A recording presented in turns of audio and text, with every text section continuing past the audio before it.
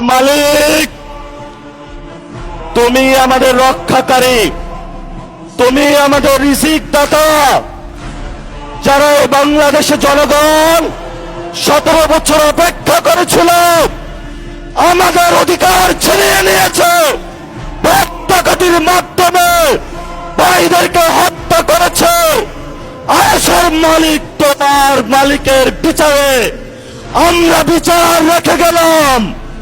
তুমি তাদের দৃষ্টান্তমূলক শাস্তি বাংলার মাটিতে জনগণের সামনে করবে। আমরা আজকে তোমার মসজিদের সামনে বিচার রেখে গেলাম। বাংলাদেশের মানুষ হতাশ হবেন না। লা তাহজান, ইন্নাল্লাহা মানা। আল্লাহ আমাদের সাথে আছেন, শক্তিমান, ভয় নাই। জয় করব আমরা, ইনশাআল্লাহ দ্বিগুণ হয়ে পার্লামেন্টে যাব।